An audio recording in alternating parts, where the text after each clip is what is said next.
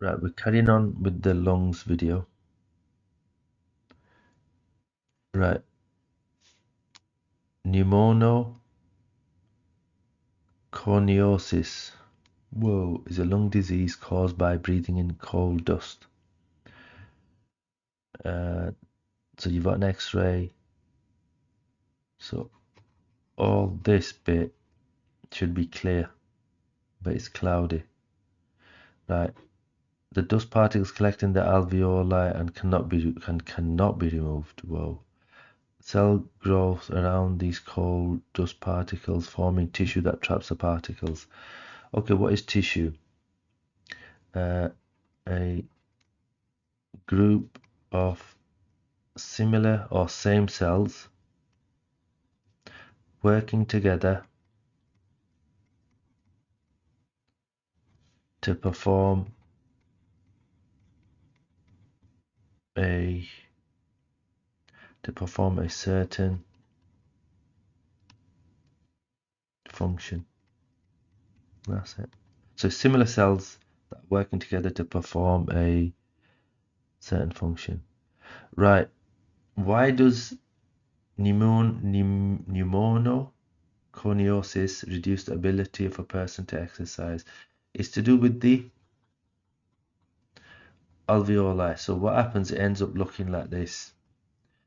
And so you've got dust particles, you've got tissue growing over it. So what's happened is you've got, this is thicker and you've got less surface area. So we have to tackle it from that point of view and to do it with exercise. Right, so what happens is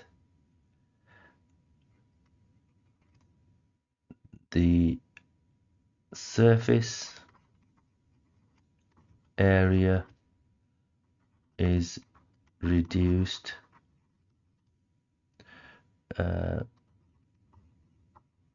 because of damaged alveoli. Also, the diffusion distance increases, making a diffusion of oxygen in and CO2, carbon dioxide out, less efficient. So what happens is, this means that there is less oxygen. If there's less oxygen, that means that there is less aerobic respiration to release energy for the muscles.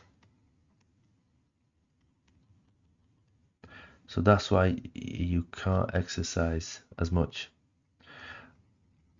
Also,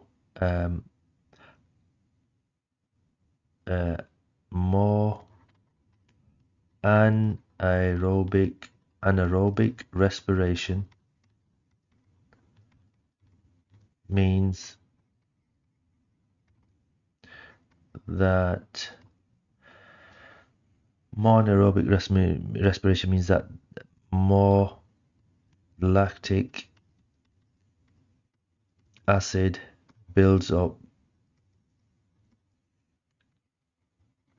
causing muscles to fatigue. So you can't exercise as much. So there's all that going on. Fatigue.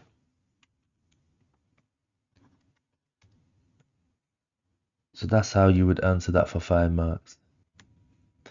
Right, what would also include, so there's less oxygen in the blood. That would be a better answer. In the blood. Okay, they've highlighted that in the mark scheme. Right, let's go. Oh, right, we need to do calculations. Calculate the number of deaths in 2013 caused by breathing dust particles. Right, okay, so you just add these. So that is 20, 22, 24, 25,000. That is 24,000, and that is 46,000. Right, so if you add those, so 46. So we've got 260,000, 1, 2, 3. So it's saying other than them three. So we need to add them three and take it away from that. So that's 95,000. And then the answer is 165,000. There you go. Right, give two conclusions. Right.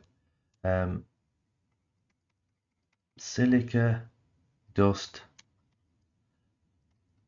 killed most people,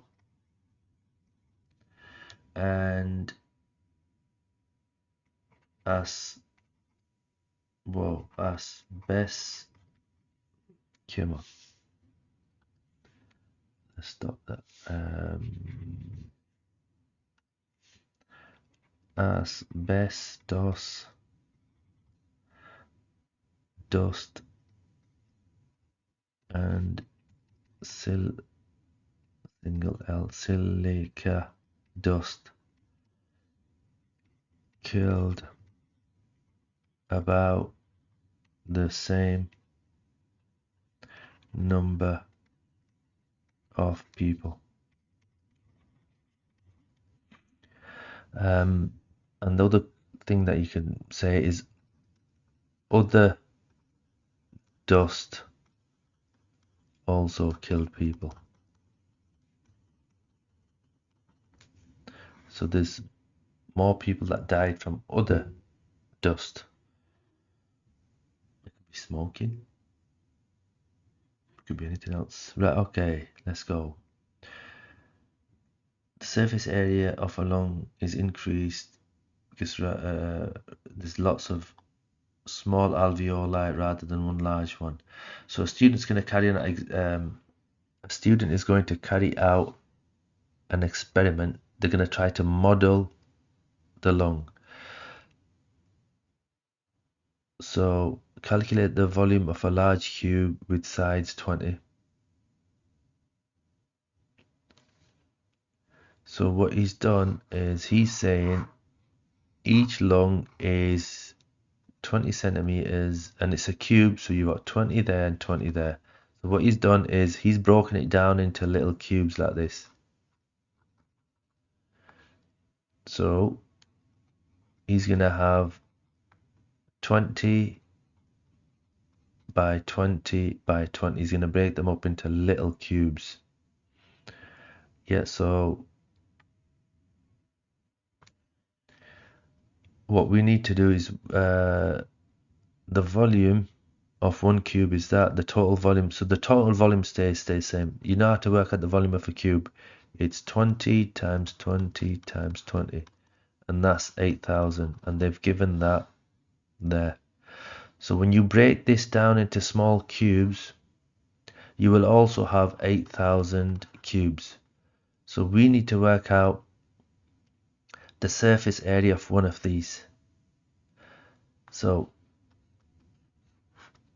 this is more like a maths question. So work out the surface area of that. That's 1 by 1 by 1. So 1 times 1 is 1. So we're working out the surface area. Right, now I've got 6 faces. Look, front and at the back. right and left, top and bottom. So I've got 6. So I've got 1 times 6, which is 6 centimeter squared. Right, so I've got the surface area of 1 cube is 6 centimeters squared, and I've got 8,000 of those, so we need to do 8,000 times 6, so that's 48.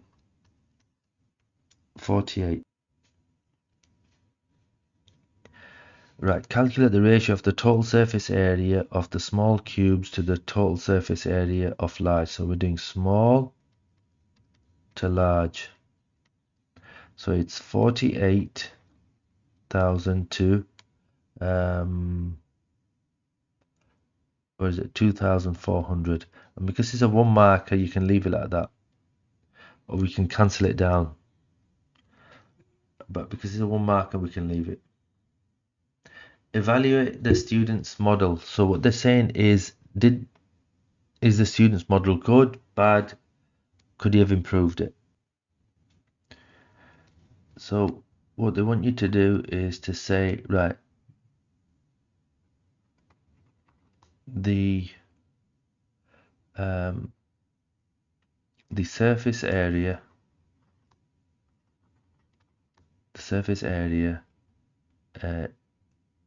is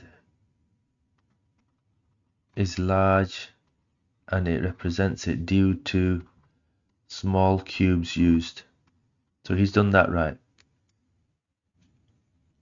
So his surface to area volume ratio is more accurate. But the problem that he's got is alveoli are not cube shaped.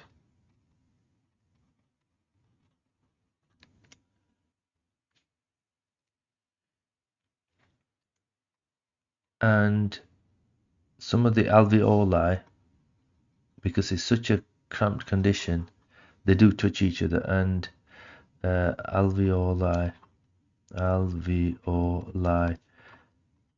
touch each other. Not all the surfaces are exposed. So that was a tough one, that.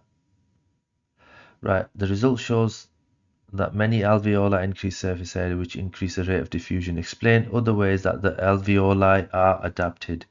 Good. That the alveoli are adapted to maximize gas exchange. Right, they are moist. Right, so they are moist. So allow gases to dissolve and diffuse into the blood. Right, they are 1 cell thick, so have a short diffusion distance. You've got moisture, and you have the capillaries have flowing blood. Why? To maintain the concentration gradient. Right, okay. So they've got the moist. What that does is that allows the gases, the oxygen, to diffuse, to dissolve in there and then diffuse across the cell membranes. They are 1 cell thick, so that means that they have a short diffusion distance or pathway. So there's less of a barrier. Capillaries have flowing blood. That helps maintain the concentration gradient. We did that earlier. Right, okay, that's that done. Right. Right, that's the lungs done then.